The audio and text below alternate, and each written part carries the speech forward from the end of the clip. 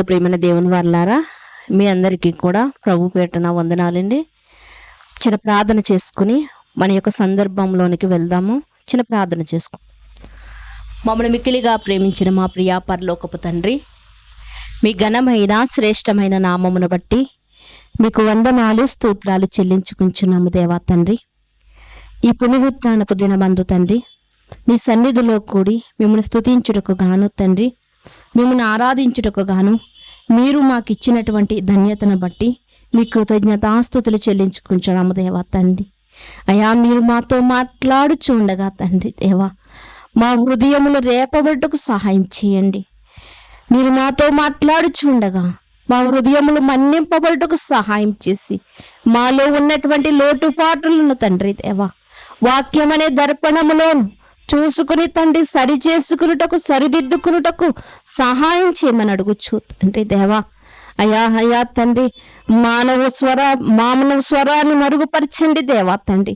మీ స్వరాన్ని వినిపింపచేసి తండ్రి దేవా, మీరు మాత్రమే మాతో మాట్లాడమని కోరుకుంటూ కేవలం వినివారు మట్టిగా మేము ఉండకుండగా తండ్రి దేవా, అయ్యా తండ్రి దేవా, విన్న వాక్య ప్రకారంగా మా హృదయాలను మా బ్రతుకులను దిద్దుకోవాలన్నటువంటి ఆలోచన మాకు దయచేస్తారని కోరుకుంటూ మీ కుమారుడు మా రక్షకుడు అయినటువంటి యేసు క్రీస్తు వారి అతి శ్రేష్టమైన నామంలో ప్రార్థన అడిగి వేడుకొనిచున్నాం పరమ తండ్రి, ఆమేన్.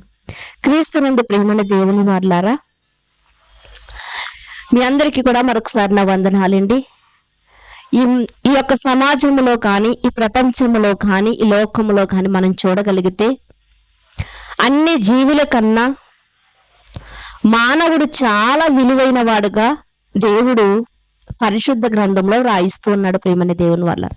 ఎందుకు చెబుతున్నాను అంటే, ప్రతి జీవరాశిని కూడా దేవుడు దేనితో చేశాడు అంటే నోటి మాటతో మాత్రమే చేశాడు. దేంతో చేశాడండి? నోటి మాటతో మాత్రమే జీవరాశులన్నిటినీ, సముద్రమును, ఆకాశమును, నక్షత్రాలను, సూర్యుడిని, చంద్రుణ్ణి సమస్తమును కూడా నోటి మాటతో మాత్రమే చేశాడు.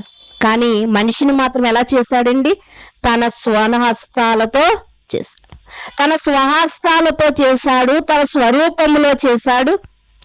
తన ఆలోచనలు ఆ యొక్క మానవుల్లోనికి రావాలనుకున్నాడు. ఎంతగా ప్రేమించాడు అంటే నిజంగా ప్రియమైన దేవుని వారలారా, అన్ని ఏర్పాట్లు చేసి అన్ని సిద్ధం చేసి అప్పుడు మానవుణ్ణి ఈ లోకములోనికి రప్పించి అప్పుడు మానవుడితో అంటున్నాడు, మానవుడా నీవు వీటన్నిటినీ కూడా అనుభవించు, వీటన్నిటినీ కూడా నువ్వు అనుభవించు, అన్నీ కూడా నీకు లోబడతాయి అని చెప్పాడు ప్రియమైన దేవుని ద్వారా. అంటే మనిషి జీవితం ఎంత విలువైందో మనకి కనిపిస్తుంది. అలాంటి మానవ జీవితంలో ఈ రోజు ఎన్నో విధాలుగా మానవుడు అలసిపోతున్నాడు ప్రియమైన దేవుని వల్ల. ఈ రోజు మానవుడు ఎలా అయిపోతున్నాడండి? అలసిన వాడైపోతున్నాడు. ఏ విషయంలో అంటే, ఒక స్త్రీని చూడగలిగితే ఇంటి పనులన్నింటిలో నేను అలసిపోయాను అని చెప్తుంది. ఒక పురుషుని మనం చూడగలిగితే ఈ రోజు ఉద్యోగంలో నేను అలసిపోయాను, ఉద్యోగాలు చేస్తూ అలసిపోయిన వారు ఉన్నారు, పనులు చేస్తూ అలసిపోయిన వారు ఉన్నారు. ఇదిగో రాజకీయ జీవితంలో నేను అలసిపోయాను అన్నవారు లేరా? అలాంటి వారు కూడా ఉన్నారు ప్రియమైన దేవుని వారలారా. ఇలా తమ జీవితాలలో పొలంలో పని చేస్తున్నటువంటి వ్యక్తి నుండి ప్రియమైన దేవుని వారలారా, ఏసీ హాల్లో కూర్చుని వర్క్ చేస్తున్నటువంటి ఇంజనీర్ వరకు కూడా ఈరోజు ప్రతి వ్యక్తి కూడా అలసిపోతున్నారు. అంటే శరీరానికి అలసట అనేది కలుగుతుంది ప్రియమైన దేవుని వారలారా. ఎన్నో రకాలుగా పనులను కల్పించుకుని ఈ రోజు మానవుడు ఎంతగా అలసిపోతున్నాడు అంటే శారీరక విషయంలో మనందరికీ తెలిసినదే, మనందరము అనుభవిస్తూ ఉన్నదే ప్రియమైన దేవుని వారలారా. ఇది ఎంత వాస్తవమో అంతే కదండి. నాకు అలసట లేదన్న వాళ్ళు ఎవరన్నా ఉన్నారండి? కొద్ది దూరం నడుస్తుంటే అలసట వస్తుంది, అంతే కదండి. కొద్ది దూరం నడుస్తుంటే అలసట వస్తుంది. విచిత్రం ఏమిటి అంటే, ఈ జానెడ పొట్టను నింపుకునే భోజనం చేయడానికి వెళ్ళినప్పుడు కూడా చాలా మంది అలసిపోతూ ఉంటారు ప్రియమైన దేవుని వారలారా. అంటే శరీరంగా ప్రతి వ్యక్తి కూడా, మానవ జీవితం కలిగిన ప్రతి వ్యక్తి కూడా అలసిపోవడం ఎంత వాస్తవమో అదే రీతిగా ఆధ్యాత్మిక జీవితంలో కూడా అలసిపోతూ ఉన్నారు మనుషులైన వారు, ప్రియమైన దేవుని వారులారా. దీనికి కారణం ఏమిటి? శారీరకంగా అయితే వర్క్ చేస్తున్నాం కాబట్టి అలసిపోతున్నాం. మరి ఆధ్యాత్మిక జీవితంలో కూడా అలసిపోవడానికి కారణం ఏమిటి అంటే, మనందరికీ బంధువు ఒకడు ఉన్నాడు, వాడే సాతానుడు. వాడేం చేస్తూ ఉన్నాడు అంటే ప్రతి వ్యక్తిని కూడా అలసిపోజేస్తున్నాడు.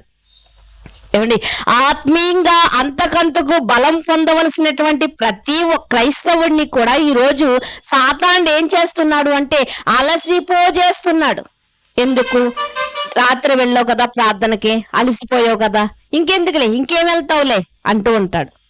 ఇదిగో ఉదయం వెళ్ళావు కదా, ఇంక సాయంకాలం ఎందుకులే, ఇంకేం వెళ్తావులే, నీకు నీరసంగా ఉంది. మనల్ని ఏం చేస్తున్నాడు అంటే అలసిపోజేసి మనల్ని ఏం చేస్తున్నాడు అంటే చల్లారిపోచేస్తున్నాడు. ఎందులో నుండి అంటే భక్తి జీవితంలో నుండి, ఆధ్యాత్మిక జీవితంలో నుండి.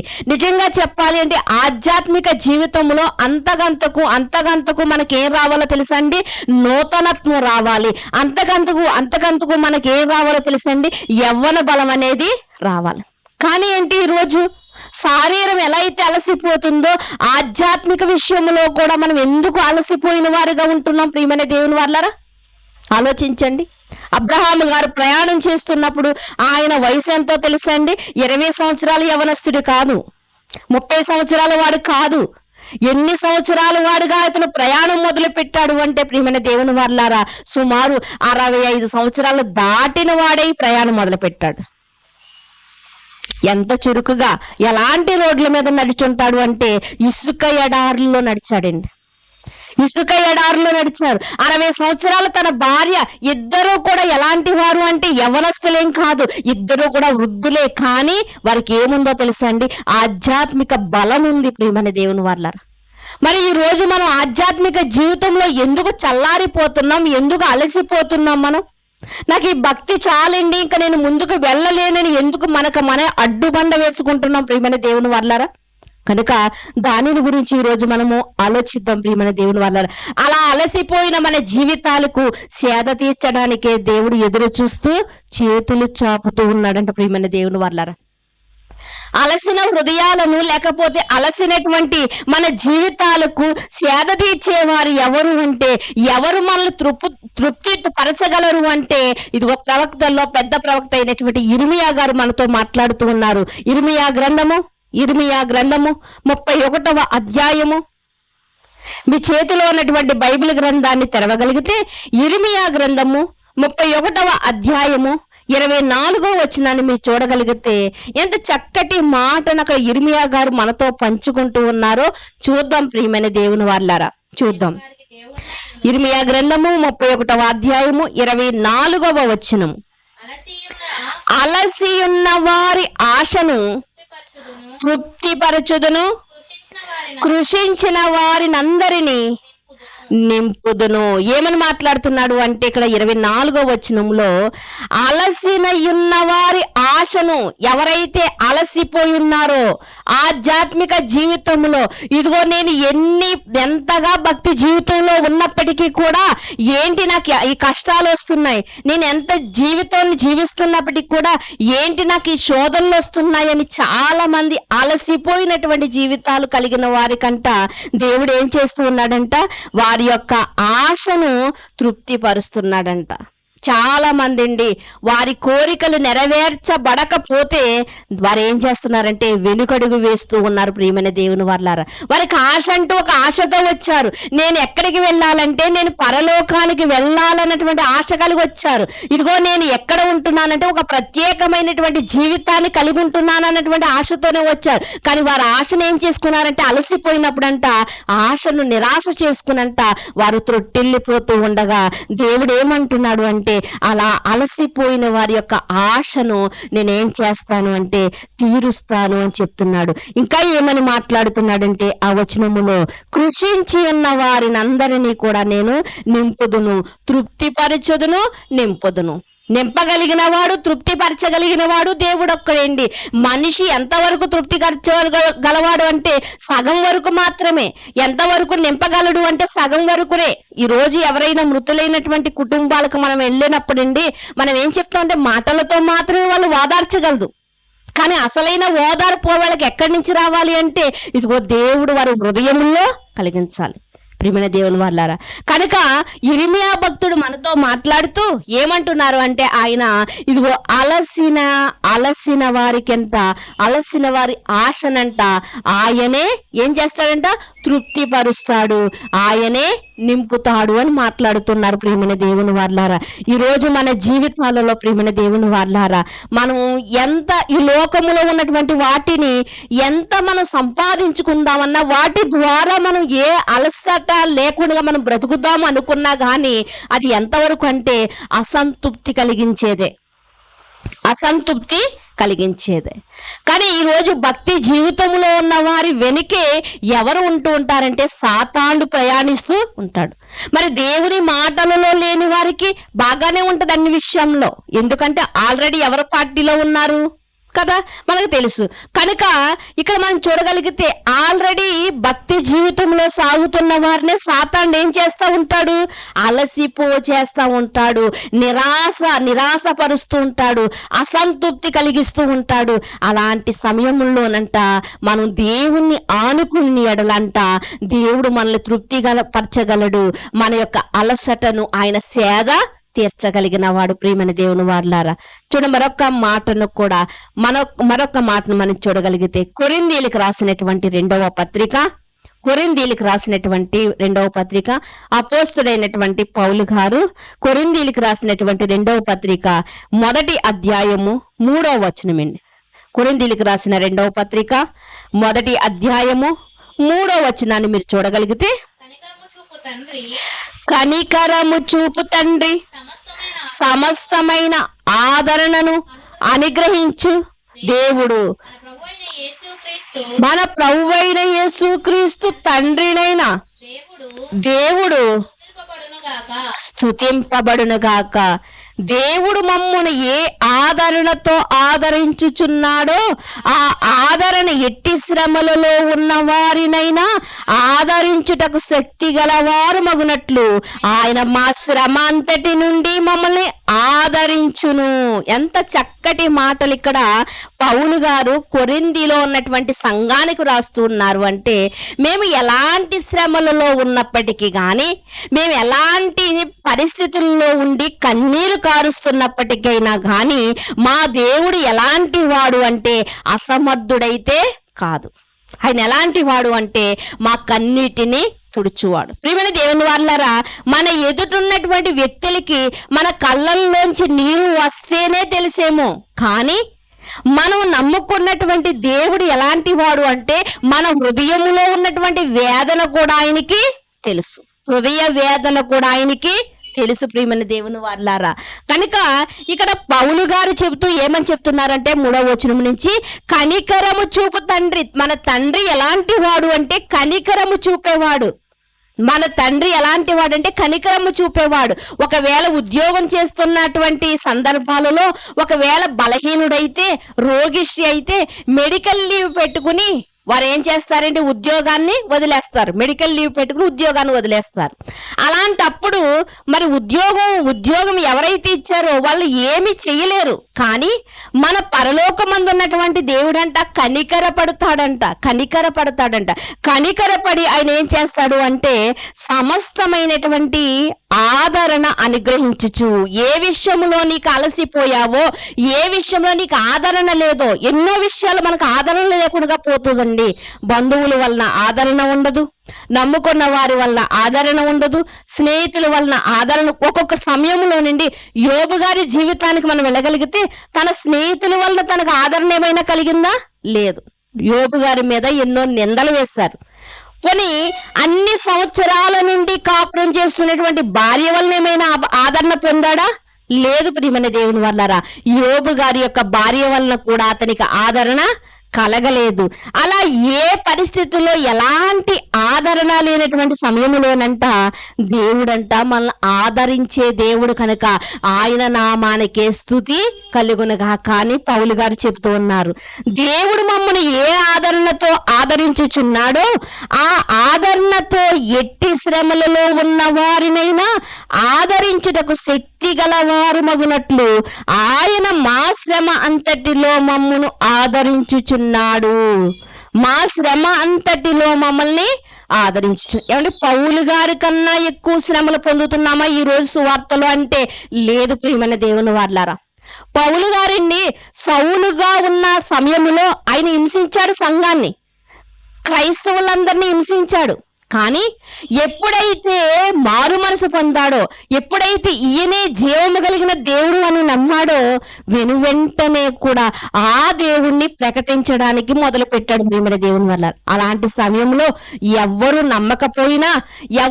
నమ్మకపోయినా కానీ తన యొక్క ప్రయత్నాన్ని మాత్రం వదులుకోలేదు ప్రియులారా. వదులుకోకుండానంట ఎన్నో శ్రమలు పడంట ఆయా ప్రాంతాలకి తిరిగంట సువార్తను ప్రకటించాడు ప్రియమైన దేవుని వల్లారా. సువార్తను ప్రకటించాడు. ఎంత చక్కగా వాక్యాన్ని చెబుతున్నప్పటికీ కూడా వారు నమ్మేవారు కాదు ప్రియులారా. అలాంటప్పుడు అంట పౌలు గారు ఎట్టి రీతిగా ఆదరణ పొందుంటారు. నిజంగా ఏదో ఒక రోజు నాకు ప్రతిఫలం వస్తుంది, ఏదో ఒక రోజు దేవుడు నాకు ప్రతిఫలాన్ని ఇస్తాడు అని ఒక నిరీక్షణ కలిగిన వాడే తన ప్రయాణాన్ని కొనసాగించాడు ప్రియమైన దేవుని వారలారా. కొన్ని ప్రాంతాలకు ఆయన వెళ్తుంటే సముద్రంలో ప్రయాణం చేస్తుంటే ఆ సముద్రములో ఎలాంటి ఇబ్బందులు కలిగాయంటే గాలి తుఫాను వచ్చినప్పుడంట మరి వారు ఎక్కినటువంటి వాడ ముక్క చెక్కలైపోయినప్పుడంట ఆ తలుపు మీదంట వాడ యొక్క తలుపు మీద ఉండంట వారు ప్రయాణించినట్లుగా మనకు కనిపిస్తుంది. ఎన్నో రోజులు ఆహారము లేక వారు ఎంత ఇబ్బందులు పడ్డారు అంటే సముద్ర ప్రయాణములో ఆహారము లేక ఎంతగానో ఇబ్బందులు పడినప్పటికీ కూడా దేవుడు వారిని ఆదరించాడు. నిజంగా ఆ రాత్రి కాల సమయమందు దేవుడు వాళ్ళని దర్శించాడు. పౌలు గారిని దర్శించి ఇదిగో ఏ అపాయము నీకు జరగదు, ఏ అపాయము నీకు కలుగదు అని దేవుడు అభయం ఇచ్చాడు. అలాంటి పరిస్థితుల్లో కూడా దేవుడు మనకు అభయం ఇవ్వగలిగిన దేవుడు, మనల్ని ఆదరించగలిగినటువంటి దేవుడు ప్రియమైన దేవుని వాళ్ళారా. ఈరోజు మనం ఎలాంటి జీవితం కలిగి ఉన్నాం? అలసిన స్థితిలో ఉన్నామా? సొమ్మసిల్లిన స్థితిలో ఉన్నామా? నిరాశ కలిగినటువంటి స్థితిలో ఉన్నామా? ఏ స్థితిలో ఉన్నప్పటికీ కూడా ఆయన మనల్ని ఆదరించగలిగినటువంటి దేవుడు ప్రియమైన దేవుని వాళ్ళారా. అందుకనే పౌలు గారు అంత ఖండితంగా చెప్తూ ఉన్నారు. అంత ఖండితంగా ఆయన చెబుతూ మా అలసట ఎలాంటిది అంటే ఆత్మానుసారమైంది. మా అలసట శరీరము కొంచెం కృషించినప్పటికీ కూడా మా ఆత్మలు ఎలా ఉన్నాయంటే ప్రకటించాలి, సువార్త ప్రకటించాలి అన్నటువంటి ఆలోచన కలిగి ఉన్నాయి. కాబట్టి ఇగో శరీరానికి కొంత శ్రమ కలిగినప్పటికీ, శరీరానికి కొంత అలసట కలిగినప్పటికీ కూడా మా ఆత్మలు ఎలా ఉన్నాయంటే సిద్ధముగా ఉన్నాయి. కాబట్టే దేవుడు మమ్మల్ని ఆదరించాడు అంటున్నాడు. ఈరోజు మనం శారీరక నిమిత్తము మనం పాటుపడుతున్నామా? ఆధ్యాత్మికంగా మనం పాటుపడుతున్నామా? ప్రియమైన దేవుని వారలారా, మనకు మనమే ఆలోచన చేసుకోవాలి. ప్రియమైన దేవుని వారలారా, మనము శారీర విషయంలో ఒకవేళ మనము బలహీనమైతే, మనము ప్రియమైన దేవుని వారలారా శారీరక విషయంలో ఒకవేళ బలహీనులు అయితే ఆధ్యాత్మిక విషయంలో మాత్రం ఎప్పుడు మనం బలవంతులుగా ఉండాలి ప్రియమైన దేవుని వారలారా. మరి మరొక మాటను కూడా మీరు చూడగలిగితే హెబ్రీలకు రాసినటువంటి పత్రిక 12వ అధ్యాయము, హెబ్రీలకు రాసినటువంటి పత్రిక 12వ అధ్యాయము 3వ వచనములో ఉన్నటువంటి మాటను మనం చదువుకుందామండి. హెబ్రీలకు రాసినటువంటి పత్రిక 12వ అధ్యాయము 3వ వచనములో ఉన్నటువంటి మాటను మీరు చూడగలిగితే, మీరు అలసట పడకయు మీ ప్రాణములను విసుకయు ఉండునట్లు పాపాత్ములు తనకు వ్యతిరేకముగా చేసిన తిరస్కారమంతయు ఓర్చుకొనిన ఆయనను తలంచుకొనిడి. ఆయన ఎవరండి? యేసుక్రీస్తు వారు. ప్రియమైన దేవుని వారలారా, మీరు అలసట పడకయు మీ ప్రాణములను విసుకయు ఉండునట్లు ఏమని చెప్తున్నారండి? ఏమని చెప్తున్నారు? ఏమని చెప్తున్నారు ప్రియమైన దేవుని వాళ్ళారా? మనం ఎలా ఉన్నామంటండి? మనము అలసట కలిగినప్పుడంట మనం ఎలా ఉన్నామంట? మనం విసుగుదల చెందుతున్నామంట.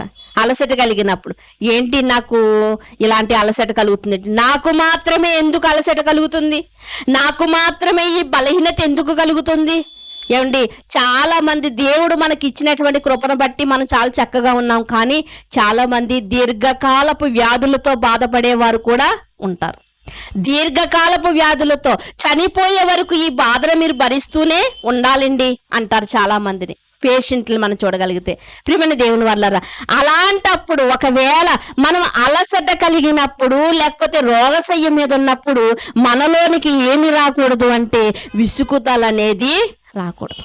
ఒకవేళ విసుగుదల అనేది వచ్చింది అంటే మనం ఎవరి మీద నమ్మకము లేని వారుగా ఉంటున్నామంటే దేవుని మీద నమ్మకము లేని వారుగా ఉంటున్నాం. మనందరికీ ధనవంతుడు లాజరు సందర్భం బాగా తెలుసు, ఎందుకంటే గత దినాలలో మనం మాట్లాడుకున్నాం. లాజరు ఎలాంటి పరిస్థితిలో ఉన్నాడంట? ఒళ్ళంతా కురుపులతో ఉన్నాడంట. లాజరు ఎలా ఉన్నాడండి? ఒళ్ళంతా కురుపులతో ఉన్నాడంట. లాజరుకి ఇల్లు లేదంట. ఏదో ఒక చోట ఎవరో గుమ్మం దగ్గర పడి అలా ఉంటున్నాడు, ఏదైనా ఒక గుప్పుడు మెతుకులు పారేస్తారేమో అని. అలాంటి సమయములో తినడానికి తిండి లేదు ప్రియమైన దేవుని వాళ్ళారా. ఒళ్ళంతా కురుపులతో నిండి ఉన్నది. నాన్నవారందరూ వదిలిపెట్టేస్తారు అతన్ని, నాన్నవారందరూ వదిలిపెట్టేస్తారు. ఏ గుమ్మం దగ్గర అయితే పడి ఉన్నాడో ఆ గుమ్మం దగ్గర ఉన్న వాళ్ళు ఏమైనా ఆహారం పెడతారంటే ఏమీ లేదు. వారు భోజనం చేస్తుండగా మెతుకులు బల్ల మీద నుండి కింద పడుతుంటే అవి చీపులతో తుడిచి చాటలోనికి ఎత్తి బయట పారవేద్దామని తెచ్చేసరికి బయట ఏముంటున్నాయంటే కాపలాకి ఆ ఆహారం కోసం కుక్కలు ఎదురు చూస్తూ ఉన్నాయి. ఆ కుక్కల మధ్యలో నుంచి తాను తీసుకుంటూ లాజరు ఆ ఆహారాన్ని తింటుంటే ఈ కుక్కలేమో అతని కురుపులను నాకుతున్నాయంట. ఏమండి, ఏమనుకోవాలి లాజరు అంటే, దేవా ఈ పరిస్థితుల మధ్య ఎందుకు నాకు ఈ పరిస్థితులు కల్పించో, అందరూ బాగానే ఉన్నారు కదా, నాకెందుకు, నేను భక్తిగా ఉంటున్నాను కదా, ఇదిగో నీ యందు నమ్మకం పెట్టుకుని ఉన్నాను కదా, నాకేంటి పరిస్థితి అని విసుక్కున్నాడా? అసలు దేవుడా నువ్వు ఉన్నావా, నువ్వు చూస్తున్నావా, అసలు నా పరిస్థితిని చూస్తున్నావా, లేకపోతే కళ్ళు మూసుకున్నావా అని ఏమన్నా దేవుడు నిందించాడా? నిందించలేదు. విసుగుదల లేదు ప్రియమైన దేవుని వాళ్ళారా. ఏమనుకుంటున్నాడంటే ఇదిగో ఆహారం దొరికితే దొరుకుతుంది, లేకపోతే లేదు, చనిపోతే నేను ఎక్కడికి వెళ్ళాలి అక్కడికి వెళ్తాను అన్నటువంటి ఒక ఆశ అతనిలో ఉంది. అందుకని ఇక్కడ ఏమంటున్నాడు అంటే మీరు అలసట పడకయు మీ ప్రాణములను విసుకయు ఉండునట్లు. అంటే ఎప్పుడు కూడా మన విసుగుదల ఎప్పుడు చెందకూడదు. ఏమంటే లాజరు గారు అలాంటి పరిస్థితుల్లో ఉన్నప్పుడు అతనికి విసుగుదల రాలేదండి. యోబు గారి విషయం మనందరికీ తెలిసిందే. ఒకే రోజు 10 మంది పిల్లలు చనిపోయారు. ఒకే రోజు అతనికి ఉన్న 1000 ఒంటెలు చనిపోయాయి, 1000 గొర్రెల మందలు చనిపోయాయి, ఆడగాడిదలు మగగాడిదలు చనిపోయాయి. పనివారందరూ అతనికి దూరం అయిపోయారు. తన ప్రాణ స్నేహితులేమో తనకు విరోధంగా మాట్లాడుతున్నారు. నువ్వు ఏదైనా తప్పు చేశావేమో అందుకునే దేవుడు నిన్నింతగా శిక్షిస్తున్నాడు అని ఎవరండి? ప్రాణ స్నేహితులే మాట్లాడుతున్నారు. అలాంటప్పుడు యోబు గారు ఎలా ఉండాలి? వీళ్ళందరూ ఒక వంతండి. మరి తను భాగస్వామి అనుకుంటున్నటువంటి భార్య కూడా ఏమంటుంది అంటే, ఎందుకు నీ దేవుడు నీకు ఏం చేశాడు అని ఆవిడ విసుగుదల చెందుతుంది, కానీ అనుభవిస్తున్న వాడికి విసుగుదల లేదు ప్రియమైన దేవుని వాళ్ళారా. పైపచ్చి అతని దేహమంతా కూడా ఏమైపోయిందంటండి, దేహమంతా కుళ్ళిపోయిన స్థితికి వచ్చేసిందంట. చిల్ల పెంకు తీసుకుని గోక్కుంటున్నాడంట యోబు గారు. తన శరీరం మీద వస్తున్నటువంటి ఆ మార్పులను బట్టంట, వ్యాధిని బట్టంట, ఇన్ని నిందలు అవమానాలు, ఇన్ని దెబ్బల మీద దెబ్బలు పడుతున్నప్పటికీ కూడా యోబు గారు ఎంత అలసట చెందినప్పటికీ కూడా యోబు గారంట విసుక్కోలేదంట, దేవుడిని నిందించలేదంట. ఏంటయ్యా నాకే ఇలాంటి శ్రమలను ఎందుకు ఇచ్చావయ్యా అని విసుక్కున్నాడా? విసుక్కోలేదు. ఈ రోజు చిన్న తలపోటు వచ్చి తగ్గకపోతే మనం విసుక్కుంటాం. దేవుడా ఎందుకు నాకు తగ్గలేదు? ఒక చిన్న కోరికను కోరి అది నెరవేరకపోతే విసుక్కుంటాం దేవుని మీద.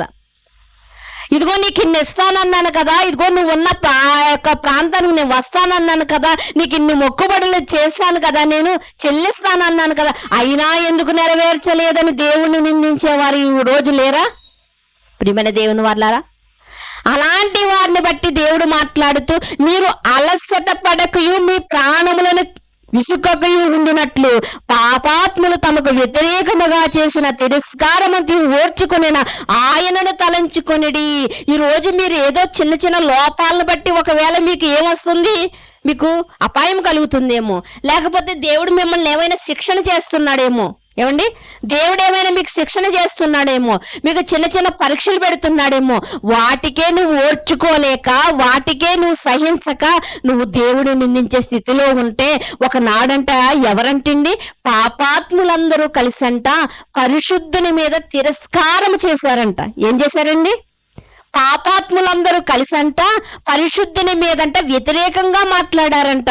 ఈయన మాకొద్దు, ఈయన సిలువ వేయండి అన్నప్పుడు ఆయన ఓర్చుకున్నాడా లేదా? యేసుక్రీస్తు వారు ఓర్చుకున్నాడండి. ఆయన ఏమైనా నిందించాడా? సిలువ మీద ఉన్నప్పుడు కూడా, కొన ప్రాణంతో ఉన్నప్పుడు కూడా ఆయన ఏం చెప్తున్నాడు అంటే, వీరేమి చేయుచున్నారో వీరికి తెలియదు కనుక వీరిని క్షమించు తండ్రి అంటున్నాడు. ప్రియమైన దేవుని వాళ్ళారా, పాపాత్ములు చేసినటువంటి తిరస్కారాన్ని పరిశుద్ధుడైనటువంటి క్రీస్తు వారు సహించారు. ప్రియమైన దేవుని వాళ్ళారా, కానీ ఈ రోజు మనము చేసిన అపరాధములు, మనం చేసిన దోషాల వల్ల ఒకవేళ దేవుడు మనల్ని మార్చాలని ఒకవేళ ఒక చిన్న పరీక్షను మనకు పెడితే ఆ పరీక్షలో మనం నిలబడలేకపోతున్నాము, మనం అలసిపోతున్నాం. ప్రియమైన దేవుని వాళ్ళారా, అలసిపోతున్నాం.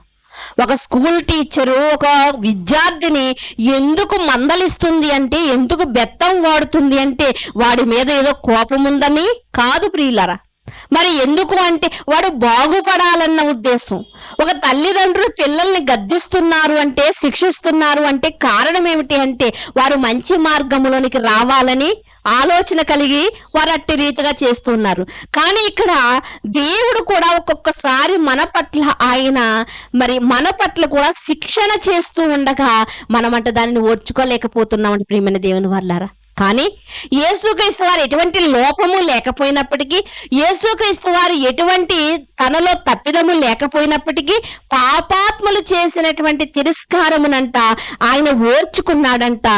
మీరు కూడా ఆయనను తలంచుకోండి, ఆయన తలంచుకోండి. ఒకవేళ నా మాటలో తప్పులు కనిపించాయి కాబట్టి, నేను అబద్ధాలు ఆడుతున్నాను కాబట్టి, నేను దేవునికి వ్యతిరేకంగా ఉంటున్నాను కాబట్టి, నేను ఒకవేళ దేవుడు నన్ను శిక్షణ చేస్తున్నాడేమో. కానీ ఒకరోజు యేసుక్రీస్తు వారు తండ్రికి ఎలా ఉన్నాడంటే ప్రియమైన కుమారుడుగా ఉన్నాడు. అలాంటి పరిస్థితుల్లో కూడా మరి ఆ సిలువ మరణాన్ని ఆయన సహించాడు. అలాంటి ఆయన్ని మనం గుర్తు చేసుకుంటూ ఉండాలి ప్రియులారా, ఉండాలి. చూడండి, మరొకసారి మనము చూడగలిగితే యెషయా గ్రంథము ప్రవక్తల్లో పెద్ద ప్రవక్త అయినటువంటి యెషయా గారు చెబుతున్నటువంటి మాటను కూడా మీరు చూడగలిగితే, యెషయా గ్రంథము 50వ అధ్యాయము 4వ వచనాన్ని మీరు చూడగలిగితే, 50వ అధ్యాయము 4వ వచనం, అలసిన వాణిని మాటల చేత ఊరాడించు జ్ఞానము నాకు కలుగునట్లు శిష్యునికి తగిన నోరు యెహోవా నాకు దయచేసి ఉన్నాడు. శిష్యులు వినునట్లుగా నేను వినుటకే ఆయన ప్రతి హృదయమును నాకు విను బుద్ధి పుట్టించుచున్నాడు. యెషయా గారు మాట్లాడుతూ ఏమని చెప్తున్నారంటే, అలసిన వాణిని మాటల చేత ఊరాడించు జ్ఞానమును నాకు కలుగునట్లు. ఎంతో మంది లోకములో ఈరోజు అలసిపోయిన స్థితిలో ఉన్నారు.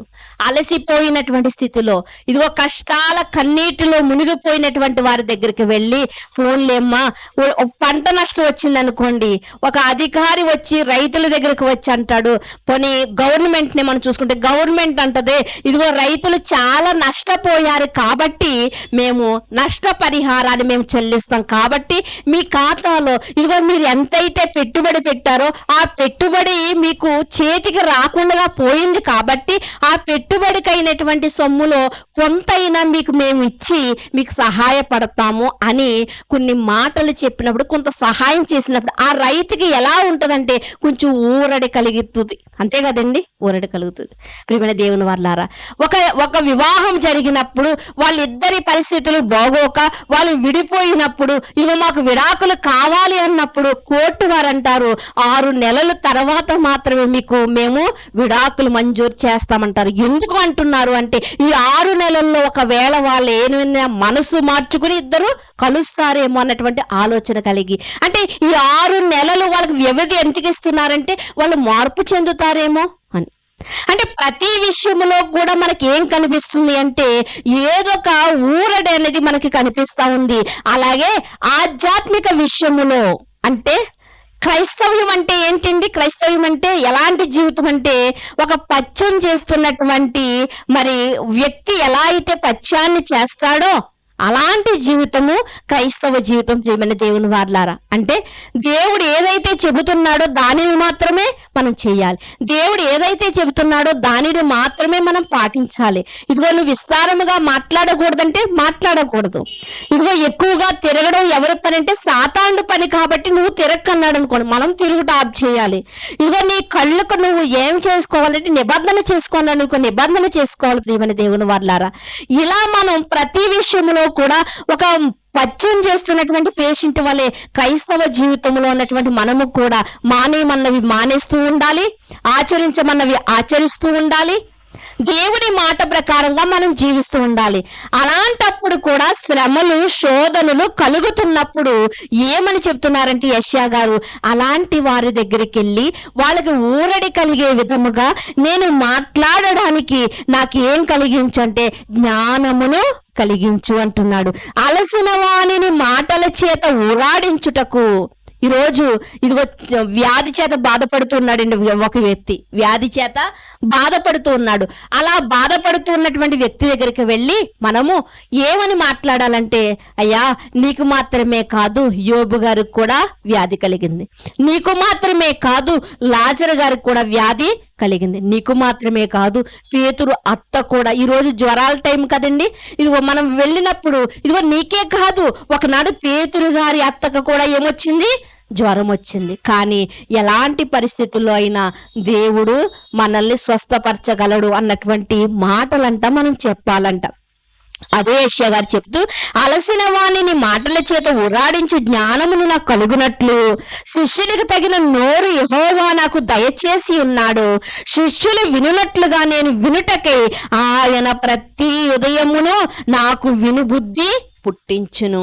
ప్రియమైన దేవుని వాళ్ళారు, అంటే మన మాట ఎలా ఉండాలి అంటే చాలా సార్లు చెప్పుకుంటూ ఉంటాం కదా, మన మాట ఉప్పు వేసినట్లుగా సారవంతముగా ఉండాలి. అంటే బాధలో ఉన్న వారికి మన మాట ఎలా ఉండాలంటే ఓదార్పు కలిగించే విధముగా ఉండాలి. కష్టంలో ఉన్న వారికి, శోధనలో ఉన్న వారికి మన మాట ఎలా ఉండాలి అంటే చేయూత ఇచ్చినట్లుగా ఉండాలి. ఒక రైతుకి గవర్నమెంట్ ఎలా అయితే చేయూత కలిగిస్తూ ఉందో ప్రియమైన దేవుని వారలారా, ఇదిగో ఆధ్యాత్మిక జీవితంలో సాగుతున్నటువంటి మనము ఇదిగో ఆధ్యాత్మికంగా ఎవరైనా కృంగిపోయి ఉంటే మన మాట కూడా అలసిన హృదయాలకి ఎలా ఉండాలి అంటే సేద తీర్చే విధముగా ఉండాలి. ప్రియమైన దేవుని వారలారా, యెషయా గారు అంటున్నారు, అలాంటి జ్ఞానాన్ని నాకు ఇవ్వయ్యా, నువ్వు నాకు ఇచ్చావు, ఎప్పటికే ఇచ్చావు. నేను అలాంటి వారి దగ్గరికి వెళ్ళి, అలసిన వారి దగ్గరికి వెళ్ళి నేను వాళ్ళని ఏం చెయ్యాలంటే నా మాటల చేత, నేను నా మాటలు నీవిచ్చినటువంటి నా మాటల చేత వారిని ఊరడింప చేయాలి నేను అని అడుగుతూ ఉన్నాడు. ప్రియమైన దేవుని వారలారా, అంటే దేవుని మాటలు మనకి ఏం కలిగిస్తాయంటే సేద తీరుస్తాయి. దేవుని మాటలు మనకి ఏం కలిగిస్తాయంటే ఆదరణ కలిగిస్తాయి. ప్రియమైన దేవుని వారలారా, దేవుని మాటలు మనకి ఏం చేస్తాయంటే అధైర్యపడుతున్నటువంటి మనకి ధైర్యాన్ని పుట్టిస్తాయి. ప్రియమైన దేవుని వారలారా, టోటల్ గా చెప్పాలంటే దేవుని మాటలు మనకు ఆధ్యాత్మిక బలాన్ని చేకూరుస్తాయి. ప్రియమైన దేవుని వారలారా, కనుక దేవుడు మనకి మనం మనుషుల జోలికి వెళ్తూ ఉంటాం. ఇదే యెషయా గారు రాస్తూ 5వ అధ్యాయం 26వ వచనంలో మీరు చూడగలిగితే, ఈ యెషయా గ్రంథము 5వ అధ్యాయము 26 వచనాన్ని మీరు చూడగలిగితే ఏమని వ్రాయబడింది అంటే అక్కడ 26వ వచనంలో, ఆయన దూరముగానున్న జనములకు పిలుచుటకు ధ్వజమునెత్తును, భూమి అంతము నుండి వారిని రప్పించుటకు ఏలగొట్టును. అదిగో వారు త్వరపడి వేగముగా వచ్చుచున్నారు, వారిలో అలసిన వాడైనను త్రొట్టిల్లిన వాడైనను లేడు, వారిలో ఎవ్వడును నిద్రపోడు కునుకడు, వారి నడికొట్టు విడిపోదు, వారి పాదరక్షలు వారు తెగిపోదు, వారి బాణములు వాడిగలవి. ఇలా చెప్పుకుంటూ వచ్చి దేవుడు ఏమంటున్నాడంటే, వారు ఎంత పరిగెత్తినా ఏ విషయంలోనండి, దేవుడంట పిలుస్తున్నాడంట. దేవుడు పిలుస్తున్నప్పుడంట ఇశ్రాయేలు కానీ దేవుని జనాంగం కానీ ఏం చేస్తున్నారంట, త్వరపడి అంట వేగముగా పరుగులెత్తుకుంటూ వస్తున్నారంట. ప్రియమైన దేవుని వాళ్ళరా, భూమి అంతము నుండి వారిని రప్పించుటకు ఏలగొట్టి ఆయన పిలుస్తున్నాడంట. ఏలగొట్టి పిలవడం అంటే ఏంటంటే, ఇదిగో సువార్త ప్రకటిస్తున్నప్పుడు ఆయన పిలుపని మనము అర్థం చేసుకోవాలండి. సువార్త ఆయన పిలుపు, సువార్త ఆయన సునాదం అని ఆయన్ని మనము గ్రహించాలి. ప్రియమైన దేవుని వాళ్ళరా, అలా గ్రహించి మనము ఆయన పిలుస్తున్నప్పుడు ఎంత దూరములో ఉన్నప్పటికీ కూడానంట, ఆ ధ్వజమును వినగానే, ఆ శబ్దాన్ని వినగానేనంట మనం పరుగు పరుగున రావాలంట. ప్రియమైన దేవుని వాళ్ళరా, ఎందుకు పరుగు పరుగున రావాలి అంటే, ఆయన మాత్రమే మన అలసిన జీవితాలకంట సేద తీర్చువాడంట. ఆయన మాత్రమే మనల్ని ఆదరించువాడంట. ఆయన మాత్రమే మనల్ని తృప్తిపరిచేవాడు. ప్రియమైన దేవుని వాళ్ళరా, తృప్తిపరిచేవాడు. కనుక ఆయన మాట విన్నప్పుడంట, లేదు తర్వాత వెళ్దాంలే, లేదు రేపు వెళ్దాం రే అన్నటువంటి వాయిదాలు మనం ఎప్పుడు కూడా వేసుకోకూడదు. ఎక్కడ వినబడుతుంది, అయ్యో ఇది మాది కాదే, ఇది మా వాళ్ళు కాదే అన్నట్టు భేదమేమీ లేదు ప్రియమైన దేవుని వాళ్ళారా. కనుక ఎక్కడ దేవుని మాట వినిపిస్తున్నప్పటికీ కూడా, దేవుని యొక్క ధ్వజం వినిపిస్తున్నప్పటికీ కూడా, ఆ శబ్దాన్ని విన్నటువంటి మనమంట పరుగులెత్తుకుని వెళ్ళాలంట. ఎందుకు అంటే, ఎవ్వరు ఇవ్వలేనటువంటి ఆదరణ ఆయన మాత్రమే ఇస్తాడు. కనుక ఎవరు ఇవ్వలేనటువంటి సేద ఆయన మాత్రమే తీరుస్తాడు. కనుక ప్రియమైన దేవుని వాళ్ళారా, కనుక ఈ రెండు వచనాల్ని మనం చూడగలిగితే, దేవునిలోనికి వచ్చిన వానికి ఎటువంటి డోకా ఉండదు అన్నట్టుగా ఇక్కడ యెషయా భక్తుడు రాస్తూ ఉన్నాడు. ప్రియమైన దేవుని వాళ్ళారా, యెషయా భక్తుడు ఇదే మాటలో రాస్తూ ఏమంటాడంటే, ఈ 6వ అధ్యాయంలో అంటూ ఉంటాడు, ఇది ఒకవేళ నాలో అపవిత్రం అయినది ఏదైనా ఉంటే, ఒకవేళ ఆ అపవిత్రతను తీసివేంటూ అంటాడు, నా అపవిత్రమైనటువంటి పెదవులను కాల్చివే అంటాడు. ప్రియమైన దేవుని వాళ్ళారా, దేనినైనను చెయ్యగలిగినటువంటి సామర్థ్యం కలిగినటువంటి దేవుడు ప్రియమైన దేవుని వాళ్ళారా. దేనినైనాను చేయగలిగినటువంటి సామర్థ్యం కలిగినటువంటి దేవుడు. అయ్యో దేవుడి కార్యం చెయ్యలేడేమో, ఇదిగో దేవుడు నేను అడిగింది ఇవ్వలేడేమో అన్నటువంటి అనుమానం ఎవ్వరిలో ఉండనవసరం లేదు ప్రియమైన దేవుని వాళ్ళారా. ఇదిగో సమాధానం లేని జీవితాలకు ఆయన సమాధానం ఇవ్వగలిగినటువంటి వాడై ఉన్నాడు. కనుక ప్రియమైన దేవుని వాళ్ళారా, ఈరోజు చాలా మంది ఇదిగో మనుషుల దగ్గరకు పరుగులెత్తుతూ ఉన్నారు. మనుషుల వలన మాకు ఆదరణ కలుగుతుందేమో, మనుషుల వలన మాకు ఇబ్బందులు తొలగిపోతాయేమో, మనుషుల వలన మాకు ఏమైనా లభిస్తుందేమో అనుకుంటూ ఉన్నారు. ప్రియమైన దేవుని వాళ్ళారా, ఒక రోజు చూడండి, న్యాయాధిపతుల గ్రంథంలో కూడా ఒక వ్యక్తి ఎక్కడికి పరిగెడుతున్నాడు అంటే, ఆ వ్యక్తిని మనం చూడగలిగితే ప్రియమైన దేవుని వాళ్ళారా, అలసట తీర్చుకోవడానికి ఎక్కడికి పరిగెట్టాడో చూడండి, ఎక్కడికి పరిగెట్టి ఏమైపోయాడో చూడండి. న్యాయాధిపతుల గ్రంథము 16వ అధ్యాయము, న్యాయాధిపతుల గ్రంథము 16వ అధ్యాయము 19వ వచనాన్ని మీరు చూడగలిగితే, 16వ అధ్యాయం 19వ వచనం మీరు చూడగలిగితే, ఆమె తన తొడ మీద అతన్ని నిద్రపుచ్చి ఒక మనుషుని పిలిపించి వాని చేత అతని తల మీది 7 జడలను క్షౌరము చేయించి అతన్ని బాధించుటకు మొదలు పెట్టెను. అప్పుడు అతనిలో నుండి బలము తొలగిపోయెను, యెహోవా అతన్ని ఎడబాసెను. ఇక్కడ మనం చూడగలిగితే ప్రియమైన దేవుని వాళ్ళారా, అలసిన హృదయాలు కలిగినటువంటి వారు ఎక్కడికి వెళ్ళాలంటే దేవుని సన్నిధిలోకి మాత్రమే వెళ్ళాలి. కానీ దేవుని సన్నిధిలో ఉన్నటువంటి ఒక వ్యక్తి, దేవుని యొక్క ప్రణాళిక ప్రకారంగా పుట్టినటువంటి ఒక వ్యక్తి అండి, తల్లిదండ్రులు వృద్ధులైనప్పటికీ కూడా దేవుడు అంటున్నాడు, ఇదిగో మీకు ఒక కుమారుడిని ఇస్తాను, ఆ కుమారుడు తల మీద క్షౌరపు కత్తి పడకుండా మీరు పెంచండి అని చెప్పాడు. తల్లిదండ్రులు పెంచారు. మరి పెద్దవాడైన తర్వాత కొన్ని సంవత్సరాలు గడిచిన తర్వాత అంట, దేవునిలో సేద తీరవలసినటువంటి అతడు ఒక బలవంతుడండి. ఈ బైబిల్ గ్రంథంలో బలవంతుడు ఎవరు అంటే అతని పేరే చెప్తాం.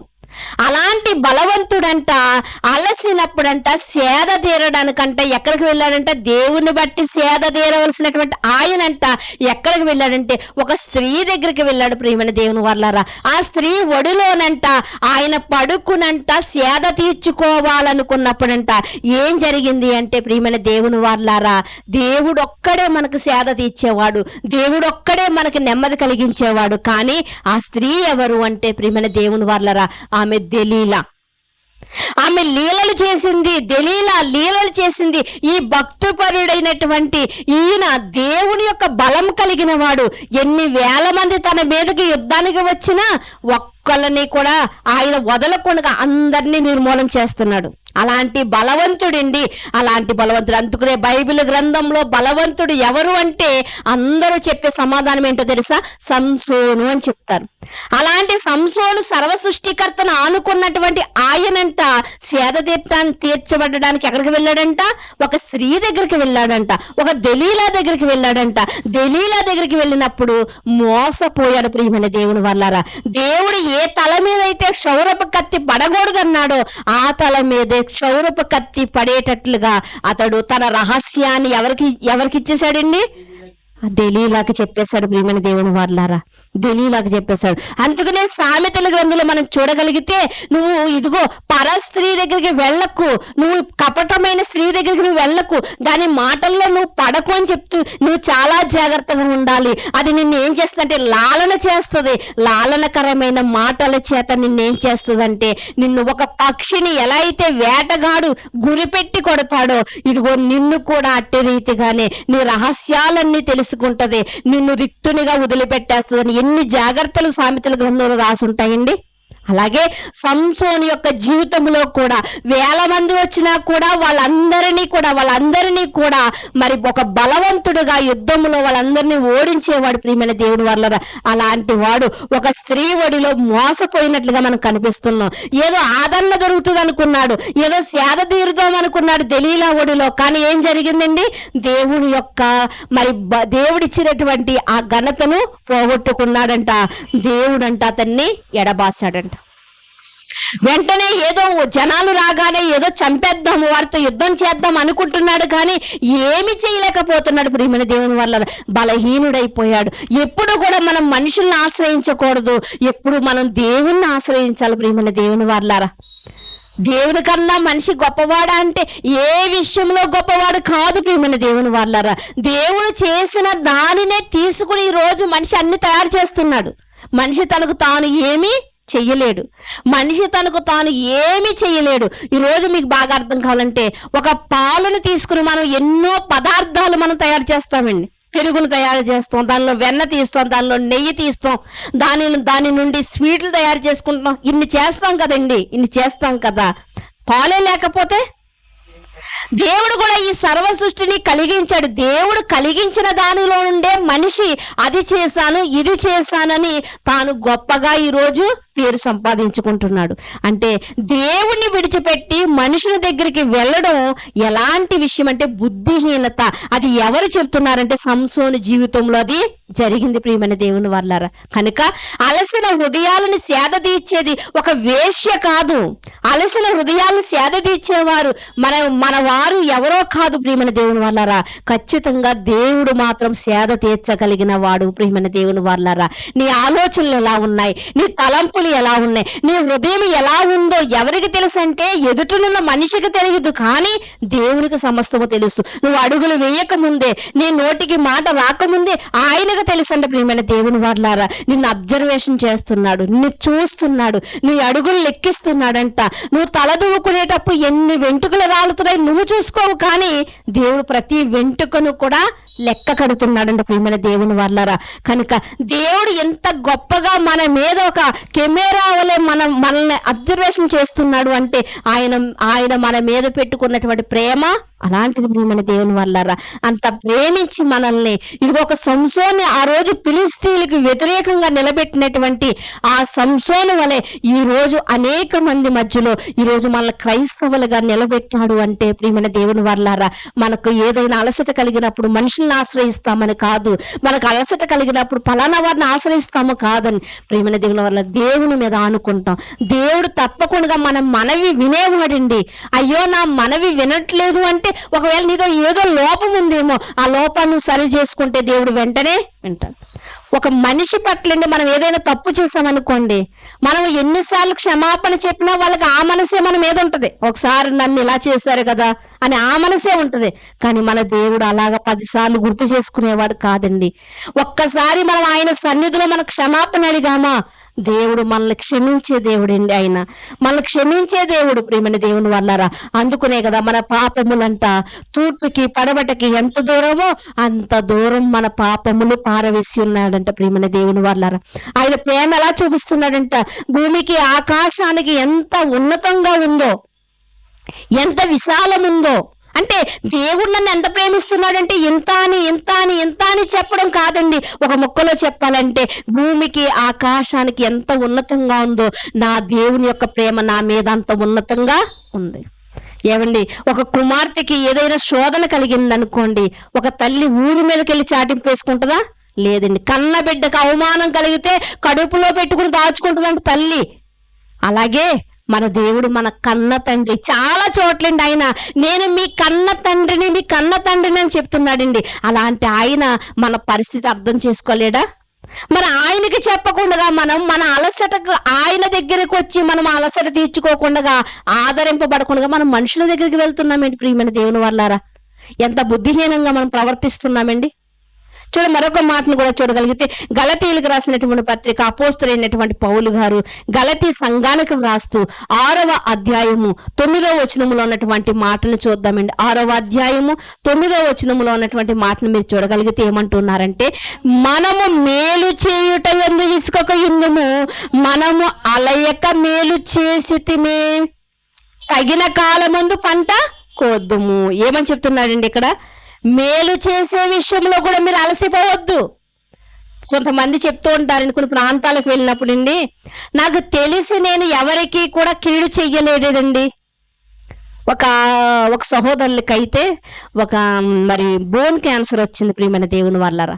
బోన్ క్యాన్సర్ వచ్చినప్పుడు ఆ భార్య మాట్లాడుతున్నటువంటి మాటలు ఏంటంటే, అమ్మా అతడు చీమకు కూడా హాని తలపట్టనటువంటి వ్యక్తి.